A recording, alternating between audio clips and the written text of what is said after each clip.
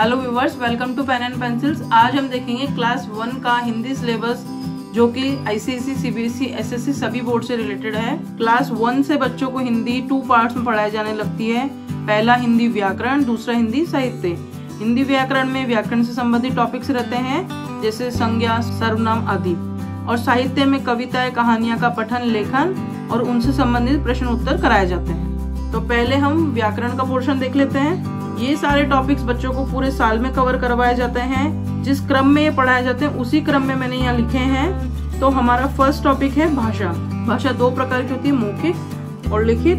मौखिक मतलब मुंह से बोली जाने वाली भाषा, और लिखित भाषा का वह रूप जो कि लिखकर हम व्यक्त करते हैं। भाषा के बाद नेक्स्ट टॉपिक बच्चों को वर्ण पढ़ाए जाते हैं। वर्ण 2 प्रकार के होते हैं, स्वर और व्यंजन, जो कि बच्चे एलकेजी यूकेजी में पढ़ चुके होते हैं तो उनका दोबारा रिवीजन करवाया जाता है। इस तरह से अ से लेके अ तक स्वर करवाए जाते हैं और क से लेके ग तक के व्यंजन बच्चों को पढ़ाए जाते हैं। इसके बाद बच्चों को मात्राओं का रिवीजन करवाया जाता है।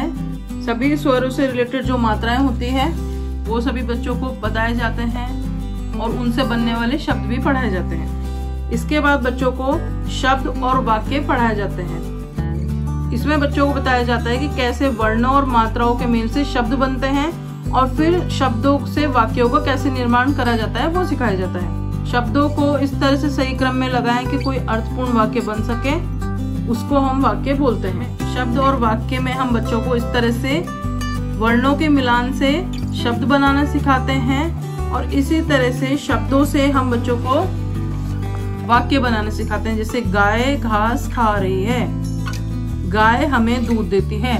इस तरह से वाक्य बनाना भी हम बच्चों को सिखाते हैं। वर्णों के मेल से शब्द बनते हैं और शब्दों के मेल से वाक्य बनते हैं। और इस तरह से कुछ छोटे छोटे वाक्यों का बच्चों को प्रैक्टिस करवाया जाता है, जैसे रीमा खेलती है, सीमा गाती है, नीरा पढ़ती है। यहाँ पर बच्चों को संयुक्त अक्षर भी पढ़ाया जाता है। संयुक्त अक्षर में जैसे कि बिल्ली, आधा ल और पूरा ल जब मिल रहे हैं ऐसे को हम संयुक्त अक्षर बोलते हैं। ढक्कन, यहाँ पे पत्ता, बिल्ली, प्याज, मक्खी, इस तरह के कुछ संयुक्त अक्षर भी बच्चों को पढ़ाए जाते हैं। इसके बाद व्याकरण का नेक्स्ट टॉपिक आता है संज्ञा। संज्ञा मतलब सभी जो नाम वाले शब्द होते हैं उनको हम संज्ञा बोलते हैं। जैसे कि पशु, फूल, फल, सब्जियां, पंक्षी, इन सब के नाम बच्चों को लिखना पढ़ना यूकेजी में सिखा दिया जाता है। अभी हम बताते हैं कि जितने भी नाम वाले शब्द होते हैं उनको हम संज्ञा कहते हैं। इस चैप्टर को बच्चों को इस तरह से पढ़ाया जाता है, नाम ही नाम। जैसे यहाँ पे शेर, बंदर, हिरण, जो भी ये लाल रंग में है वो सभी क्या है, संज्ञा है। ये फलों, सब्जियों, वस्तुओं, जगहों, इन सभी के नाम को हम संज्ञा कहते हैं। संज्ञा के बाद नेक्स्ट टॉपिक बच्चों को सर्वनाम पढ़ा जाता है, मतलब नाम के स्थान पर वे शब्द जो हम नाम के स्थान पे यूज करते हैं। जैसे मैं खेलूंगा, हम खेलेंगे, तो मैं, हम, तुम, मेरे, यह, तुम्हारे, हम, ये सभी शब्दों को हम सर्वनाम कहते हैं। सर्वनाम के बाद हम नेक्स्ट टॉपिक बच्चों को विशेषण पढ़ाते हैं। विशेषण मतलब नाम कैसा कैसा।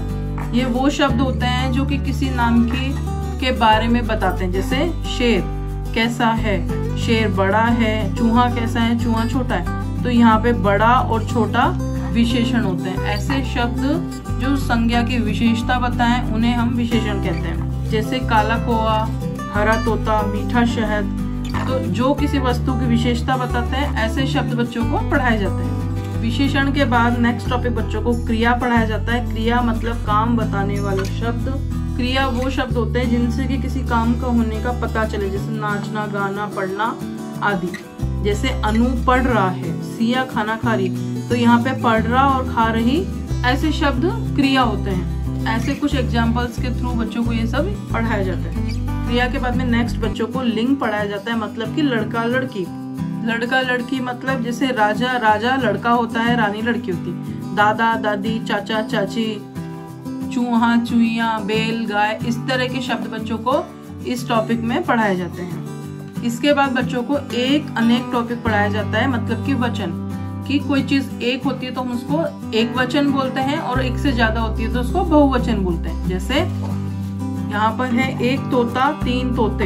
इसी तरह किसी भी शब्द के बहुवचन को हम किस तरह से लिखते हैं, जैसे मुर्गी, मुर्गियां, तितली, तितलियां। तो इस तरह के शब्द पढ़ाए जाते हैं और उनसे संबंधित बच्चों को कुछ एक्सरसाइजेस करवाई जाती है। एक अनेक के बाद में बच्चों को समान अर्थ वाले शब्द जिनको पर्यायवाची बोलते हैं वो पढ़ाते हैं। समान अर्थ वाले शब्द होते हैं, समानार्थी शब्द भी बोलते हैं या पर्यायवाची शब्द बोलते हैं। मतलब एक ही शब्द के और क्या क्या नाम हो सकते हैं, जैसे आसमान आकाश, पक्षी पंछी, फूल पुष्प, पानी जल, धरती धरती को हम भूमि भी बोल सकते हैं, चांद को चंद्रमा, सूरज को सूर्य। तो ऐसे शब्द जिनको कि हम दूसरे और कौन से नाम से यूज कर सकते हैं वो सारे शब्द बच्चों को पढ़ाए जाते हैं। इसके बाद नेक्स्ट टॉपिक है विलोम शब्द। विलोम शब्द मतलब उल्टा अर्थ वाले शब्द। उल्टा अर्थ वाले शब्दों में बच्चों को ऐसे जैसे साफ कमरा गंदा कमरा, किसी भी शब्द का उल्टा शब्द क्या होता है वो पढ़ाते हैं, जैसे गर्म ठंडा, बड़ा छोटा, मीठा खट्टा। तो ऐसे कुछ शब्द बच्चों को लिखने और पढ़ना सिखाया जाता है। विलोम शब्द के बाद बच्चों को गिनती 1 से 20 तक की लिखना पढ़ना सिखाया जाता है और उनसे संबंधित एक्सरसाइज करवाई जाती है। तो ये था हिंदी व्याकरण का सिलेबस। इसके बाद हम हिंदी साहित्य का सिलेबस देखते हैं। हिंदी साहित्य में बच्चों को कविता कहानियां पढ़ना और लिखना सिखाया जाता है और इनसे संबंधित प्रश्नोत्तर करवाए जाते हैं। वार्तालाप में दो लोगों के आपस में जो बातें हो रही होती है वो पढ़ना लिखना सिखाया जाता है। चित्र देखकर कहानी पढ़ना और लिखना, बच्चों को कोई चित्र देते हैं और उसके बारे में कुछ लाइन लिखने को देते हैं या फिर किसी टॉपिक के बारे में कुछ लाइन लिखने को देते हैं, जैसे गाय के बारे में कुछ लिखना या जैसे हमारे पशु के बारे में लिखना, हमारा राष्ट्रीय पक्षी के बारे में लिखना। इस तरह के बच्चों को कुछ टॉपिक या चित्र देके कुछ लाइन लिखने को दिया जाता है। तो हिंदी साहित्य में बच्चों को इतना ही पढ़ाया जाता है। तो ये था क्लास 1 के लिए हिंदी सिलेबस। आपको मेरा वीडियो कैसा लगा मुझे कमेंट करके ज़रूर बताना, और अगर वीडियो यूजफुल लगा हो तो वीडियो को लाइक एंड शेयर ज़रूर करें, और चैनल पर नए हैं तो चैनल को सब्सक्राइब ज़रूर से कर लें, बेल आइकन को भी प्रेस कर लें। थैंक यू, मिलते हैं नेक्स्ट वीडियो में, तब तक के लिए गुड बाय।